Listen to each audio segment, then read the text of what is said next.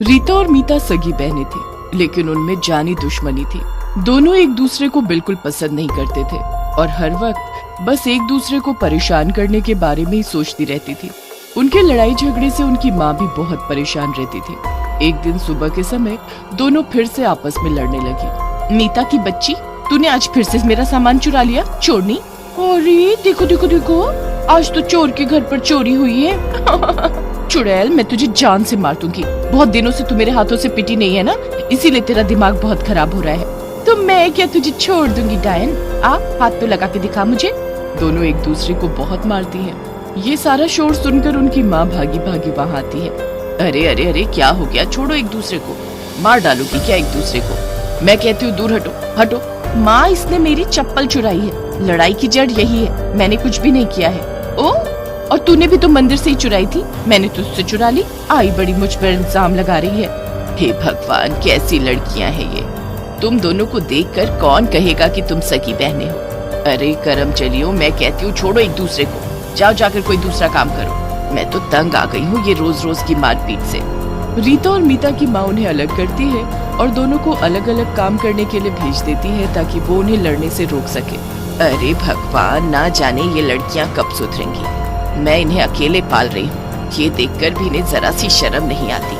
बस एक दूसरे के खून की प्यासी रहती हैं हर वक्त। अगर मुझे कुछ हो गया तो ये दोनों तो एक दूसरे के साथ कैसे रहेंगी।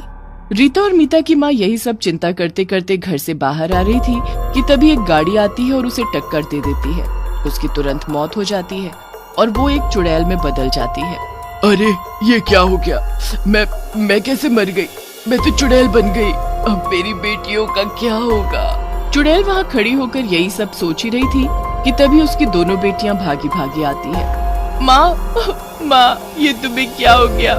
अब मैं कैसे जीऊंगी माँ? तभी मीता उसे धक्का दे देती है और खुद आकर अपनी माँ की लाश के पास बैठ जाती है। हट उधर डायन कहेगी, मेरी माँ को खा गई और अब नाटक कर रही है। मेरी बेचारी माँ। देखो तो जरा इन लड़कियों को, मेरे मरने के बाद भी इन्हें चैन नहीं आया। अब भी कुत्ते बिल्ली की तरह एक दूसरे से लड़ रही है। अब तो मैं इन्हें रोक भी नहीं सकती, क्या करूँ अब? देखते ही देखते रीता और मीता फिर से एक दूसरे से झगड़ने लग जाती हैं। वो दोनों एक दूसरे को गिरा गिरा कर मारने लगती हैं। कई लोग वहाँ खड़े खड़े सारा तमाशा देख रहे थे, लेकिन कोई भी उनके बीच में नहीं बोलता। आखिर में खुद ही दोनों थक कर रुक जाती हैं। एक हफ्ता बीत जाता है और दोनों बहनें आए दिन किसी न किसी बात पर लड़ पड़ती थी। उनकी चुड़ैल माँ सब देख रही थी, लेकिन कुछ भी नहीं कर पा रही थी। मैं अपनी बेटियों को इस हाल पर नहीं छोड़ सकती हूँ, मुझे कुछ तो करना ही पड़ेगा।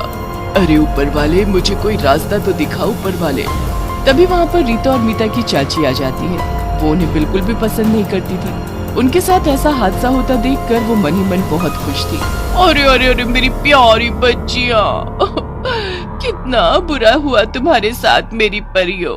बिन माँ के कैसे जियोगी अब तुम?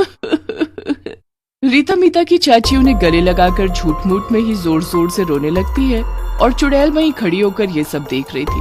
चुड़ैल को ये सब देखकर बहुत गुस्सा आता है। देखो तो जरा इस ड्रामेबाज को कितना नाटक करती है। जब मैं जिंदा थी तब तो आई नहीं कभी मेरा हाल पूछने, अब देखो कैसे गा गा कर रो रही है। अरे अगर ये औरत फिल्मों में जाती तो बहुत आगे जाती। आ गई है मेरी बेटियों के चले पर नमक छिड़कने। चुड़ैल ये सब देख ही रही थी कि उसे एक आइडिया आता है। वाह, शायद यही ऊपर वाले का इशारा है। अब मैं इसके शरीर में घुसकर अपनी बेटियों को मिला सकती हूँ। इतना कहकर चुड़ैल चाची के शरीर में घुस जाती है।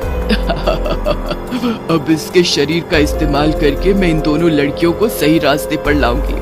अगले दिन सुबह सुबह चुड़ैल उठती है और जाकर रीता के ऊपर ठंडे पानी की बाल्टी उड़ेल देती है। रीता चौंक कर उठ जाती है। अरे ये क्या किया आपने चाची? मुझ पर इतना ठंडा पानी क्यों डाला? मैंने ऐसी क्या गलती की थी? हाँ तो और क्या करूँ, तेरी आरती उतारूं? इतनी सुबह हो गई है और तू अभी तक आराम फरमा रही है। चल के झाड़ू पोछा कर और साथ में। क्या? मैं? लेकिन मुझे तो ये सब करना नहीं आता चाची, मैं भला कैसे करूँगी? नहीं आता है तो सीख और आदत डाल ले। अब से सारा काम तुझे ही करना है और वो भी अच्छे से, वरना तुझे मार मार कर तेरा भरता बना दूंगी। हाँ। रीता रोते रोते वहाँ से जाती है और सारा काम करने लगती है। मीता उसे देखकर खुश हो रही थी। अच्छा हो रहा है इस डायन के साथ, इसे तो ऐसे ही मारना चाहिए। माँ ने इसे वैसे भी बहुत सर पर चढ़ा रखा था, अब ये चाची इसको अच्छा सबक सिखाएगी। अरे उठ गई मेरी परी, चल आजा साथ में बैठकर टीवी देखते हैं। वो नौकरानी रीता अभी हमारे लिए नाश्ता बना कर लाएगी। मीता अपनी चाची की बात सुनकर बहुत खुश होती है और दोनों साथ में बैठकर टीवी देखते हैं। उधर रीता रोते रोते सारा काम करती है और उनके लिए नाश्ता भी बना कर लाती है। ऐसे ही कई दिन बीत जाते हैं। शुरू में मीता को भी बहुत मजा आ रहा था, लेकिन बाद में उसे रीता के लिए बुरा लगने लगता है। एक दिन रीता खाना बनाकर लाती है और अपनी चाची को देती है। छी छी छी छी, ये कैसा वाहियात खाना बनाया है तूने, ये तो जानवर भी ना खाए, छी। इतना बोलकर चाची वो प्लेट रीता की तरफ फेंक देती है। ये देखकर मीता को बहुत बुरा लगता है। ये क्या बात हुई चाची, आप ऐसे रीता को क्यों कह रही हैं? अच्छा तो बनाया है खाना उसने। चुड़ैल मन ही मन खुश होती है कि आखिरकार मीता को रीता की फिक्र तो हुई।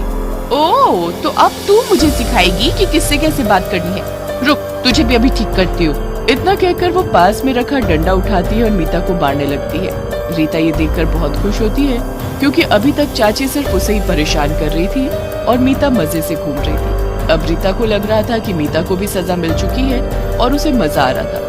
ऐसे ही अब अगले कुछ दिन के लिए चुड़ैल रीता को छोड़कर मीता पर अत्याचार करती है। ये अचानक से चाची को क्या हो गया?